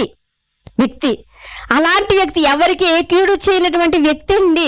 ఆయన అందరికీ మేలే చేస్తాడు. కానీ అలాంటి ఆయనకి ఈ రోగం ఎలా వచ్చింది అంటే, మనం మేలు చేసే విషయంలో కూడా ఇలాంటి శోధన కలిగినప్పుడు మనం ఏమవుతున్నామంట, ఇంత మేలు చేసి కూడా నేను ఇలా అయిపోయినేంటి, నాకు ఎందుకు ఈ శోధన వచ్చింది అనంట ఆ విషయంలో కూడా మనము అలసిపోతూ ఉన్నామంట ప్రియమైన దేవుని వల్లారా. నేను అందరికీ మేలే చేశాను కదా, నేను అందరికీ మంచే చేశాను కదా, మరి నాకేంటి ఇలా జరుగుతుంది అనంట ఆ విషయంలో కూడా మనము అలసిపోతూ ఉంటామంట ప్రియమైన దేవుని వల్లారా. విసుగుదల చెందుతూ ఉంటామంట ప్రియమైన దేవుని వల్ల. విసుగుదల చెందే మనసు మనలోకి రాకుండా ఉండాలి అంటే ప్రియమైన దేవుని వల్లారా, మనం చేసే మేలు ఎలా చెయ్యాలంటే హృదయపూర్వకంగా మనము చెయ్యాలి. ఇదిగో నేను ఎవరికైతే మేలు చేశానో వాళ్ళు నా మీద తిరుగుబడుతున్నారు, తిరుగుబడినా పర్వాలేదు, కానీ నువ్వు చేసినటువంటి మేలు మాత్రం ఎవరు చూస్తున్నారు? దేవుడు. ఏదో ఒక దినమందు నీకు ప్రతిఫలం అనేది వస్తుంది. ఆయన విడిచిపెట్టేవాడు కాదు ప్రియమైన దేవుని వల్లారా. కానీ ఈరోజు మనం చింతపడుతూ ఉంటాం, ఏంటి నేను ఎంత మేలు చేసినా ఏంటి అని. అలా మనం చింతపడడం వల్లంట మనం మూరని జానడి చేయలేమంట, జానడిని బత్తెడు చేయలేం. అంటే ఏమి మార్చలేమని, మనం ఏం మార్చలేం పరిస్థితుల్ని. కానీ ప్రియమైన దేవుని వల్లారా, దేవుడు అంటున్నాడు, నువ్వు మేలు చేసావా, నీకు అతడు కీడు తలపెడుతున్నాడా, అయినా నువ్వు విసుక్కోకు, అయినా కూడా నువ్వు విసుగుదల చెందకు. ఏంటి నేను ఈ మేలు చేయడంలో ఇంత అలసిపోయినప్పటికీ కూడా ఏంటి నన్ను అర్థం చేసుకుంటలేదేటి, వీళ్ళ మీద నేను ప్రేమతోనే కదా ఇంత దూరం నడిచి వచ్చాను నేను వీళ్ళు చూడడానికి, వీళ్ళేంటి నన్ను అర్థం చేసుకుంటలేవు అని విసుగుదల చెందుతూ ఉన్నామేం ప్రియమైన దేవుని వల్లారా. కానీ దేవుడు అంటున్నాడు, నువ్వు అలాంటి విషయంలో కూడా విసుగుదల అనేది చెందుకని ఇక్కడ దేవుడు మాట్లాడుతూ ఉన్నాడు. తగిన కాలమందు నువ్వు పంట కోస్తావు, తగిన కాలమందు నువ్వు పంట కోస్తావు. అంటే ఒక పంట కాలం అనేది ఉంది. ఆ కాలమందు నేను ఎంతైతే ఫలించానో ఆ ఫలింపు దేవుడు నాకు చూపిస్తాడన్నటువంటి నిరీక్షణ మనలో ఉండాలి ప్రియమైన దేవుని వారలారా. అలాంటి నిరీక్షణ మనలో ఉండాలి. చూడండి, యోహాను సువార్తలో కూడా మనం చూడగలిగితే 4వ అధ్యాయము 6-7 వచనాలను చూద్దాం ఒకసారి. యోహాను సువార్త 4వ అధ్యాయము 6-7 వచనాలను మనం చూడగలిగితే ఏమని రాయబడిందంటే అక్కడ యాకోబు బావి ఉండేను కనుక యేసు ప్రయాణము వలన అలసి ఉన్న రీతినే ఆ బావి వద్ద కూర్చుండెను. యేసుక్రీస్తు వారంట ఉదయం బయలుదేరారండి సువార్తకి. ఉదయం బయలుదేరితే మిట్ట మధ్యాహ్నం 12 గంటలు అయిందంట. ఆ 12 గంటలకంట ఆయనంట అలసిపోయారంట. ఎందుకంటే అప్పటికి ఆయన ఏమీ తినుండకపోవచ్చు. ఆయనకి ఆకలేటండి, ఆయనకి నీరసం పెట్టండి, ఆయనకి అలసిపోవడం ఏంటండి అనకండి. ఆయన దేవుడు కదా అనకండి. ఆయన దేవుడయ్యి ఉన్నప్పటికీ కూడా ఆయన ఎలా వచ్చాడు? మానవ శరీరంతో వచ్చాడు. మానవ శరీరం అంటే ఈరోజు మానవ శరీరం దాల్చిన మనకు ఎలాంటి బాధ అయితే ఉంటుందో ఆయనకు కూడా బాధ ఉంది. మనకు ఎలా అయితే ఆకలి ఉంటుందో ఆయనకు కూడా ఆకలి ఉంది. మనకు ఎలా అయితే దుఃఖం ఉంటుందో ఆయనకు కూడా దుఃఖం ఉంది. అలాంటి పరిస్థితులు అలసిపోయంట ఆయన ఎక్కడ కూర్చుండిపోయాడండి? 12 గంటలకి అక్కడ బావి దగ్గర, యాకోబు బావి దగ్గర కూర్చుండిపోయాడంట. శిష్యులందరూ కూడా భోజనం టైం కాబట్టి భోజనం తేయడానికి వెళ్ళారంట. అలాంటి సమయంలో సమరయ స్త్రీ అక్కడికి వచ్చింది. సమరయ స్త్రీ ఎవరు అంటే ఆమె పాపం చేస్తున్నటువంటి స్త్రీ సమాజంలో తిరుగుతుంటే అందరూ ఎలా చూస్తారండి? ఆమెని ఒక పురుగును చూసినట్టు చూస్తారు, అవహేళన చేస్తారు, వాళ్ళకి ఇష్టమైన రీతిగా నవ్వుతూ ఉంటారు. అలాంటి పరిస్థితులు ఎదుర్కోలేక ఆమె ఎలాంటి సమయంలో వస్తుందంటే బావి దగ్గర మంచినీళ్ళు తెచ్చుకోవడానికి ఎవ్వరూ లేని సమయంలో ఆమె మిట్ట మధ్యాహ్నం 12 గంటలకు బావి దగ్గరకు వచ్చింది. ఆ సమయంలో అయితే ఎవ్వరూ కనిపించరు. నేను గబగబా మంచినీళ్ళు తెచ్చుకోవచ్చని ఆమె 12 గంటలకు అక్కడికి వచ్చింది. అప్పటికే యేసుక్రీస్తు వారు ఎలా ఉన్నారు?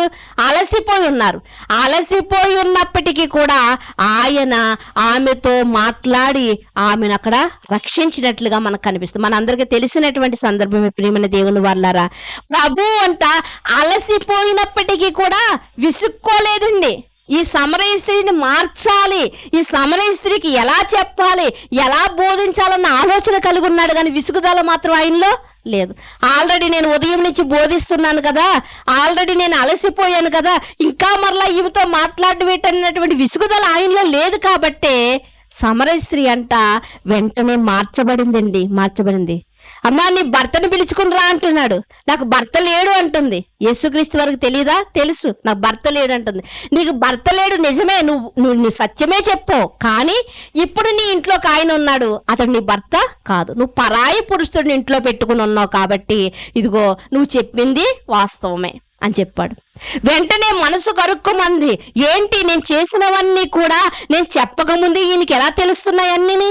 అయితే మేము ఎవరి కోసం ఎదురు చూస్తున్నామో ఆ వ్యక్తి ఎవరో కాదు, ఈయనే అని నమ్మింది ప్రియమైన దేవుని వారలారా.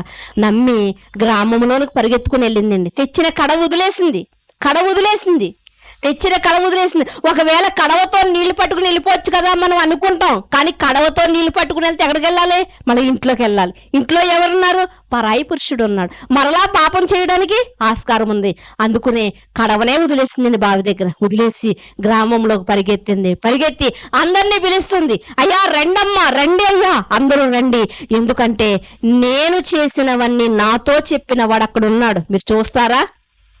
మనుషులు ఎలాంటి వారు అంటే వారిలో నీతి లేకపోయినా మిగతా వాళ్ళని ఎలా చూస్తారంటే పాపం చేసిన వారు వీళ్ళలో పాపం లేనట్టు వాళ్ళు మాత్రమే పాపాత్ములు అన్నట్టు చూస్తూ ఉంటారు. ఈరోజు మనుషులు అలాగే కదా ఉన్నారు సమాజంలో.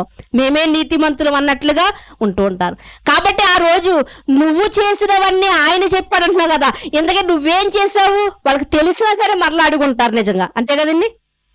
వాళ్ళకి తెలిసినా సరే ఆమె పాపం చేసే స్త్రీ అని తెలిసినప్పటికి కూడా మరలా అడుగుండాలి. ఎందుకంటే ఆవిడ నోటంటే మరలా విందామని ఆ సమయంలో ఆవిడ చెప్పే ఉండాలి ప్రియమైన దేవుని వారలారా. చెప్పకపోతే వారందరూ నమ్మరు కదా. అలా యేసుక్రీస్తు వారు అలసిపోయిన సమయంలో కూడా ఆమె పట్ల మేలు చేయడానికి విసుక్కోలేదు కాబట్టి ఆమె ఊరిలోనికి వెళ్ళిందంట. ఊరిలోనికి పరిగెత్తంట. ఊరి జనానందరికీ చెప్పినప్పుడంట ఊరి జనం అంతా యేసుక్రీస్తు వారి దగ్గరకు వచ్చారంట.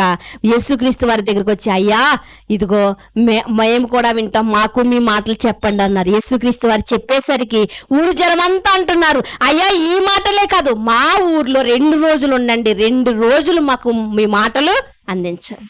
ప్రియమైన దేవుని వారలారా చూడండి, ఒకవేళ యేసుక్రీస్తు వారు అలసిపోయి ఉన్నాను కదా అని విసుక్కుని ఉంటే, యేసుక్రీస్తు వారు సమరయ స్త్రీతో మాట్లాడకుండా ఉంటే ఆ ఊరు జనం మారేవారా? ఊరంతా మారేవారా? కనుక మనం మేలు చేసే విషయంలో, మేలు అంటే సువార్త ప్రకటించుట, లేకపోతే మేలు అంటే దేవుని మాటలు చెప్పే దానికన్నా మేలైంది మరి ఏది లేదు ప్రియమైన దేవుని. కనుక దేవుని మాటలు చెప్పే విషయంలో కానివ్వండి, సువార్తకు వెళ్ళే విషయంలో కానివ్వండి, దేవునిలో గడిపే విషయంలో కానివ్వండి, ఏ విషయంలో కూడా ఒకవేళ దేవుడు మనకు ఒక యోగ్యత ఇస్తూ ఉంటాడు, ఒక తలాంత్ ఇస్తూ ఉంటాడు, ఆ తలాంతులో మనం వాడబడే విషయంలో కానివ్వండి, మన విసుగుదల చెందకూడదు. మనుషుల మీద కోపంతో దేవుని సన్నిధిలో కొంతమంది అంటుంటారు, మరి కొంతమందిని మనం చూస్తూ ఉంటాం కదా, వాళ్ళు ఎవరి మీదో కోపాన్ని పెట్టుకుని ఏం చేస్తూ ఉంటారంటే, పాట పాడండి అంటే పాడతాంలేండి, అందరూ ఉన్నారు కదండి, ఇలా చాలా మంది చెప్తూ ఉంటారు. ప్రియమైన దేవుని వాళ్ళారా, వాక్యపట్నం చదవండి అంటే ఉన్నారు కదండి, చదువుతారులేండి. ఒకవేళ మనం అలా మన దేవుడు మనకి ఇచ్చిన తలాంతిని కానీ మనం కప్పెట్టేస్తే మరలా దాన్ని దేవుడు ఇంకొకరికి ఇచ్చేస్తాడండి. మనల్ని బ్రతిమలాడు ఆ విషయంలో మనల్ని బ్రతిమలాడు. ఎందుకంటే ఒక్క ద్వారాన్ని ఎవరైనా మనుషులు మోస్తే మరొక ద్వారాన్ని దేవుడు తెరుస్తాడు. దేవుడే మూసేసాడంటే ద్వారాన్ని మనుషుడు ఎవరైనా తెరవగలడా? మనకున్న జీవితకాలం చాలా చిన్నదండి. ఆ జీవితకాలంలో దేవుడు చక్కటి యోగ్యత మనకి ఇచ్చాడు. యేసుక్రీస్తు వారు అలసిపోయినప్పటికీ కూడా సమరయ స్త్రీతో మాట్లాడి ఆమె జీవితాన్ని కట్టి ఆ ఊరినే కట్టాడు కదా. ఈరోజు మనకి ఇచ్చిన దేవుడి యోగ్యతను మనం మరిచిపోయి ఇదిగో నేనా అనుకుంటూ సమయాన్ని వ్యర్థంగా గడిపేస్తూ ఉన్నాం. ప్రియమైన దేవుని వారలారా, క్రీస్తును తలంచుకోండి అని అందుకునే పౌలు గారు ఇందాక కూడా మాట్లాడారు. ప్రియమైన దేవుని వారలారా, కనుక ఆధ్యాత్మిక జీవితంలో మనం ఎలా ఉండాలి అంటే అంతకంతకు మనము నూతన బలాన్ని సంపాదించుకోవాలి. వృద్ధుల కోసం మాట్లాడుతూ అంటాడు కీర్తనకారుడు అనుకుంటాను, నెరసిన వెంట్రుకలు అంటే ఎలా ఉండాలంట? సొగసైన కిరీటంగా ఉండాలంట. నెరసిపోయిన ఎంటుకలు అద్దంలో చూసుకుని నా ఎంటుకలు తెల్లబడిపోయి ముసల్దాని అయిపోయింది, నేను దేనికి పని చేస్తాను అంటారు చాలా మంది. కానీ దేవుడు ఏమంటున్నాడు? నీ నెరసిన వెంట్రుకలే నీకు సొగసైన కిరీటంగా ఉండాలి అంటున్నాడు. సొగసైన కిరీటం అంటే ఏంటో తెలుసా అండి? ఘనత. కిరీటం అంటే ఏంటో తెలుసా అండి? ఘనత అండి. అంటే ఆ వెంట్రుకలను బట్టి నీకు ఘనత రావాలి. ఘనత ఎలా వస్తుంది అంటే నువ్వు ఏదైతే నేర్చుకుంటున్నావో దేవుని సన్నిధిలో అది నీ మనవలకి, నీ ముది మనవలకి, ఎవరికి నువ్వు చెప్పాలనుకున్న వాళ్ళకి చెప్పినప్పుడు దేవుడు నిన్ను ఘనమైన దానిగా ఉంచుతాడు. బైబిల్ గ్రంథంలో దోర్కా ఉందండి. ఆవిడ ఎవరండి? పెద్ద వయసులో ఉన్న ఆవిడే. తిమోతి గారు అమ్మమ్మ ఉందండి. ఆవిడెవరో? వృద్ధురాలండి. ఏమని చెప్తున్నారంటే పౌలు గారు, అయ్యా తిమోతి, నీకున్న ఈ విశ్వాసం ఉంది చూసావు, ఇది నీది కాదు, నీ తల్లిలో నుండి వచ్చింది. నీ తల్లిలోకి ఎక్కడి నుంచి వచ్చింది తెలుసా? నీ హవ్వ ఆ వృద్ధురాల్లో నుండి వచ్చింది అని చెప్తున్నాడు. కనుక ప్రతి ఒక్కరికి కూడా దేవుడు తలాంతనిచ్చాడు. ఆ తలాంతి విషయంలో మనం విసుగుదల అనేది చెందకూడదు. గత సోమవారం మనం విన్నాం కదండి, చదువు రాదు తల్లికి, చదువు రాదండి, చదువుకోలేదు అసలు. కానీ సంఘంలోకి వెళ్ళినప్పుడు వింటున్నటువంటి పాటల్ని సునాయాసంగా పాడేసింది. ప్రియమైన దేవుని వల్ల ఎంత చక్కగా వాడబడిందో చూడండి. కళ్ళు లేని వారు పాటలు పాడుతున్నారు, చదువు లేని వారు వాక్యాన్ని చెప్పేస్తున్నారు. అంటే అది ఎక్కడి నుంచి సంపాదించుకున్నారంటే దేవునిలో నుండి సంపాదించుకున్నారు. దేవా నాకు ఆసక్తి ఉంది, దేవా నాకు ఇవ్వు దేవా అని ఆయన పాదాలు పట్టుకుని బ్రతిమాలినప్పుడు ఆయన తప్పకుండా నీకు ఇస్తాడు. ప్రియమైన దేవుని వారలారా చూడండి, చివరిగా మనం కొన్ని మాటలు మనం చూసుకుని ముగించుకుందాం. ప్రియమైన దేవుని వారలారా, ఆయన మన ప్రాణాలను సేద తీరుస్తాడంట, ఆయన మన జీవితాలకు సేద తీరుస్తాడంట. ప్రియమైన దేవుని వారలారా, యోబు గారి జీవితాన్ని మనం చూసాం. అలసిపోలేదండి యోబు గారు ఏమంటున్నారు?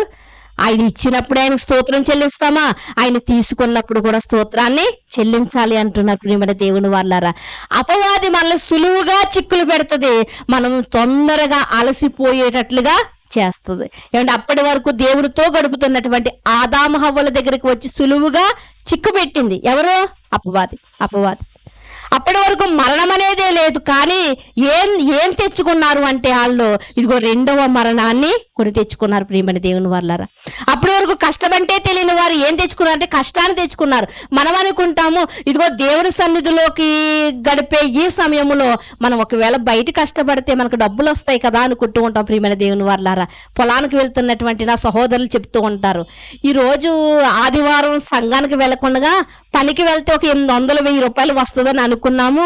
కానీ ఏం జరిగిందంటే పొలం కొట్టుకు వెళ్ళేసరికి, సంఘానికి వెళ్ళకుండా పొలం కొట్టుకు వెళ్ళేసరికి వర్షం వచ్చింది, పని లేదు అని చెప్పారు. మరలా తిరిగి వచ్చాము. తిరిగి వచ్చే సమయానికి ఇక్కడ ఆరాధన అయిపోయింది. ఇది పోగొట్టుకున్నాము, అది పోగొట్టుకున్నామని చెప్తూ ఉంటారు. నిజంగా చాలా నవ్వు వస్తూ ఉంటుంది. దేవునికి ఇచ్చే సమయాన్ని దేవునికి ఇవ్వకుండా మనం ఏది చేసినా కూడా అది ఉండదు ప్రియమైన దేవుని వల్లారా. ప్రసంగి చెప్తూ ఉంటాడు, ఏమని చెప్తూ ఉంటాడంటే నువ్వు దేవుని కాదని నువ్వు ఎంత సంపాదించుకున్నది ఎక్కడ ఉంటుందంటే చిల్లు సంచిలో వేసినట్లుగా ఉంటుంది అని చెప్తా ఉంటాడు ప్రియమైన దేవుని వల్లారా. కనుక మీరు ఆలోచించుకోండి, మన బైబిల్ గ్రంథంలో మన దేవుడు ఏమని చెప్తున్నాడు అంటే ప్రతి విషయంలో కూడా నువ్వు ఎలా ఉండాలంటే నువ్వు నూతన బలము కలిగిన వాడుగా, నూతన బలము కలిగిన దానిగా నీవు ఉండాలి. ఆధ్యాత్మిక విషయంలో అంతకందుకు ఎదగాలండి. ఒక్కొక్క మెట్టు ఎక్కాలి ప్రియమైన దేవుని వారులారా. అణగారిపోయిన స్థితిలో మనం మరుగుజ్జుతనంలో మనము ఉండకూడదు. ఒక్కసారి ఆలోచించుకోండి. సంవత్సరం నాలో నుండి తరిగిపోతున్న ఆయుష్కాలం, కానీ నేను ఆత్మీయంగా ఎక్కడున్నాను? నేను దేవుళ్ళలోకి వచ్చిన కొత్తలో నేను చివర కూర్చునేదాన్ని, తర్వాత మధ్యలోకి వచ్చాను, తర్వాత రెండో లైన్లోకి వచ్చాను, తర్వాత మొదటి లైన్లోకి వచ్చాను. ఇప్పుడు నేను ఎక్కడికి వెళ్ళానంటే దైవజనుడి నుంచి నేను ప్లేస్కి వెళ్ళి నేను పాటలు పాడుతున్నాను, వాక్యాన్ని చదువుతున్నాను. ఇలా ఉండాలి. నేను ఇంకా ఎంత ముందుకు వెళ్ళానంటే నేను దైవజనుల వలె నేను కూడా సమాజంలోకి వెళ్ళి సువార్తలో పాల్గొంటున్నాను. ఇలా ఒక్కొక్క మెట్టు మనం ఎక్కాలి ప్రియమైన దేవుని వారులారా. మనం ఎక్కాలండి. యోసేపు గారి జీవితాన్ని ఆలోచించాం కదండి గత వారం. యోసేపు గారి జీవితాన్ని ఆలోచించినప్పుడు మరి ఆయన ఎంతగా చెక్కబడ్డాడు అంటే ప్రియమైన దేవుని వారులారా, కన్న తల్లిని పోగొట్టుకున్నాడు, తండ్రి ప్రేమను పోగొట్టుకున్నాడు, సహోదరులందరూ శత్రువుగా చూస్తున్నారు, అలానే సహోదరులందరూ కూడా చంపాలనుకున్నారు, అలాగే సహోదరులందరూ అమ్మి వేశారు ప్రియమైన దేవుని వల్లరా. అమ్మి వేసిన తర్వాత ఎన్ని పాటలు పడ్డాడండి, చిన్న వయసులో ఎన్ని పాటలు పడ్డాడు ప్రియమైన దేవుని వల్లరా. అలాంటి సమయంలో కూడా పాపము చేయడానికి అవకాశం ఉన్నప్పటికీ కూడా పాపం చెయ్యలేదు ప్రియులారా, పాపం చేయలేదు. మరి దేవుడు ఏ స్థితిలో నిలబెట్టాడు అతన్ని అంటే అన్నిటిని బట్టి అలసిపోయాడా? చివరిలో సహోదరులు కలిసినప్పుడు అంటాడు యోసేపు గారు, దేవుని ప్రణాళిక చప్పునే నేను ఇక్కడికి వచ్చాను, అంతేగాని మీరేదో నన్ను అమ్మేశారని మీరు బాధపడకండి. మీరు బాధపడకండి, మీరు కాదు అమ్మేసింది, దేవుని ప్రణాళిక ప్రకారం నేను ఇక్కడికి వచ్చాను అంటున్నాడు. అలసిపోలేదు, విసుగుదల లేదు అతనిలో. అందుకునే ఒక విలువైన శిల్పంగా చెక్కబడ్డాడు దేవుని చేతిలో. అందుకునే అతడు ఒక గవర్నర్ అయినట్లుగా మనకు కనిపిస్తుంది. అనేక దేశాల వారికి ఆహారాన్ని పంచేవాడిగా అతన్ని మనం చూస్తూ ఉంటాం ప్రియమైన దేవుని వారులారా. ఈ రోజు ఎలా ఉన్నాం మనం? అలాంటి అమూల్యమైనటువంటి ఆశీర్వాదాన్ని పొందుకునే స్థితిలోనే ఉన్నామా? అలసిపోయి మన ప్రయాణాన్ని ఆధ్యాత్మమా? అలసిపోయి మన ఆధ్యాత్మిక ప్రయాణాన్ని ఆపుకుంటున్నామా? లేకపోతే దేవుడిచ్చే బలం తీసుకుని మనం ఆధ్యాత్మిక జీవితంలో మనం ప్రయాణిస్తున్నామా? మన జీవిత ప్రయాణంలో ఈ బ్రతుకు బండిని లాగలేక చాలా మంది ఇబ్బంది పడుతున్నారండి. అంటే ఒక తండ్రి అంటాడు, నేను ఈ కుటుంబాన్ని లాగలేకపోతున్నాను, ఈ కుటుంబపు బరువు నేను మొయ్యలేకపోతున్నాను అంటూ ఉంటాడు. అంతే కదండి. పిల్లల ఫీజులు అడిగినప్పుడు ఒక తండ్రి మాట్లాడుతుంటాడు, నేను ఈ కుటుంబ బరువును నేను మొయ్యలేకపోతున్నాను నేను అంటూ ఉంటారు. అంటే ఇలాంటి పరిస్థితుల్లో మనము ఏమైపోతున్నామంటే అలసిపోతూ ఉన్నాం ప్రియమైన దేవుని వారారా. కుటుంబం అంటే బరువు లాంటిదే.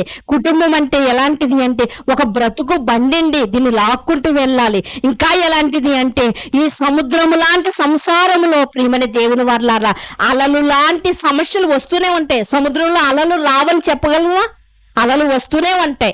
సముద్రంలో అలలు వస్తేనే దానికి గొప్పగా మనం చెప్పుకుంటుంటాం, ఇంకా పలానా చోట కెరటాలు ఎక్కువ వస్తాయి, అక్కడికి వెళ్తే బాగుంటుంది అంటాం. అంటే సముద్రానికి అలలు ఎలా వస్తాయో సముద్రము లాంటి సంసారంలో కూడా సమస్యలు వస్తూనే ఉంటాయి. కానీ వీటన్నిటిని బట్టి భారమైన హృదయముతో అలసిపోయిన వారుగా మనం ఆగిపోకూడదు. కానీ మన బ్రతుకు బండిని ఎవరికి అప్పచెప్పాలంటే దేవునికి చెప్పాలి. సముద్రము లాంటి మన సంసార జీవితాన్ని కూడా ఎవరికి చెప్పాలంటే ఆయనకి చెప్పాలి. బరువైన హృదయములు కలిగినటువంటి మనము ఆయన అధికారానికి మనము లోబడాలి ప్రియమైన దేవుని వల్లరా. ఆయన అధికారానికి మన జీవితాన్ని లోపరుచుకోవాలి ప్రియమైన దేవుని వల్ల. అలా లోపరుచుకున్నప్పుడు దేవుడు ఏం చేస్తాడు అంటే చివరికి ఒక మాట అండి, మత్తయి సువార్త 11వ అధ్యాయం 28వ వచనం 29వ వచనం మన అందరికీ బాగా అలవాటైనటువంటి మాట ఏమంటున్నాడంటే, అలా అలసిన హృదయాలకి, అలా బరువైనటువంటి హృదయాలకి దేవుడు ఏం చెప్తున్నాడు అంటే ప్రియమైన దేవుని వల్లరా, ప్రయాసపడి భారం మోసుకొంచున్న సమస్త జనులారా నా యొద్దకే రండి, నేను మీకు విశ్రాంతిని కలిగిస్తాను. ప్రయాసపడి భారం మోసుకొంచున్న, ప్రయాసపడి సంసారాన్ని ఏదలేకపోతున్నావా, భారమైన హృదయం కలిగి ఉన్నావా, నువ్వు ఎలాంటి స్థితిలో నువ్వు ఉన్నప్పటికీ కూడా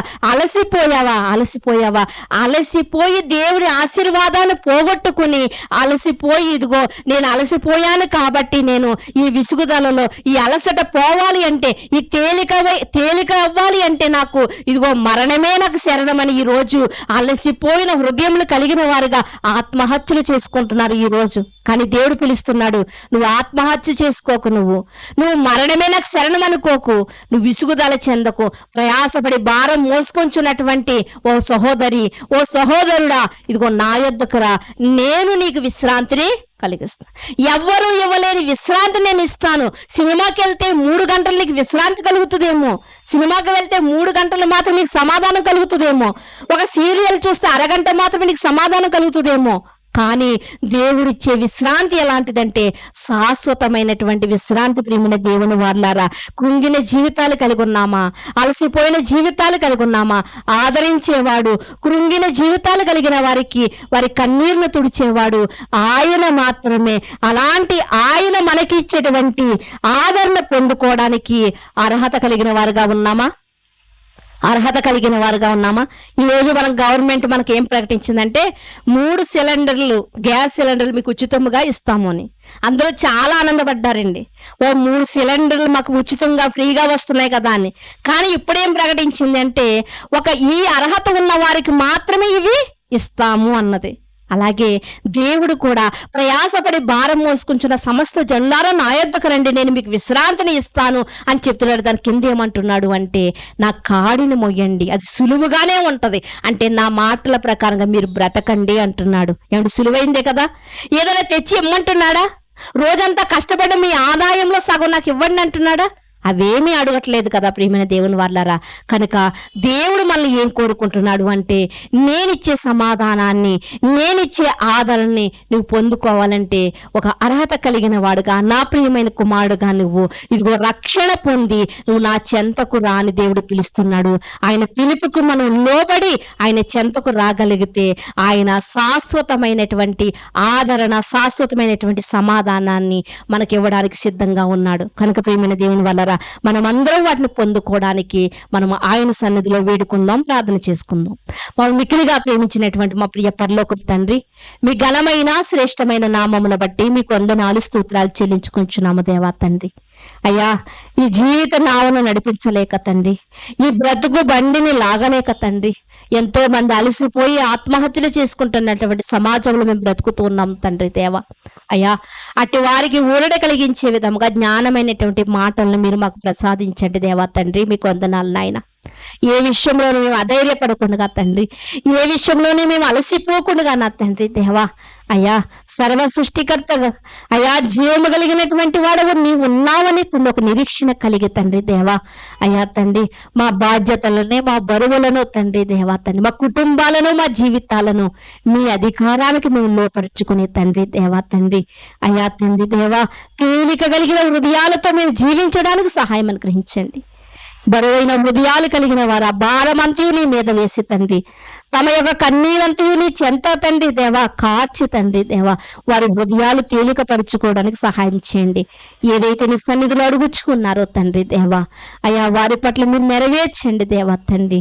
అయా మనుషుల మీద ఆశ పెట్టుకొనకుండా తండ్రి దేవా, అయా నీ మీద ఆశ పెట్టుకుని నీవు మాత్రమే మా ఆశను తీర్చువాడవని, నీవు మాత్రమే మమ్మల్ని తృప్తిపరచువాడవని తండ్రి నీ పిల్లలు ఎరిగి తండ్రి దేవా, అట్టి రీతిగా మిమ్మల్ని ఆనుకునే ధన్యత వచ్చిన మా బిడ్డలందరికీ మీరు దయచేయండి దయచేస్తారని కోరుకుంటూ తండ్రి, ఎవరైతే నీ సన్నిధిలో తండ్రి దేవ మొరపెడుతున్నారో ప్రతి వారి అక్కరలో మీరు జ్ఞాపకం చేసుకునే దేవుడు కనుక ఆధ్యాత్మికంగా అలసిపోయిన ప్రతి ఒక్క బిడ్డని కూడా తండ్రి మీరు ఆదరించి సేద తీర్చమని కోరుకుంటూ మీ కుమారుడు మా రక్షకుడు అయిన యేసుక్రీస్తు వారి ఉన్నతమైన నామములో ప్రార్థన అడిగి వేడుకొనుచున్నాం పరమ తండ్రి. ఆమేన్. ఆమేన్.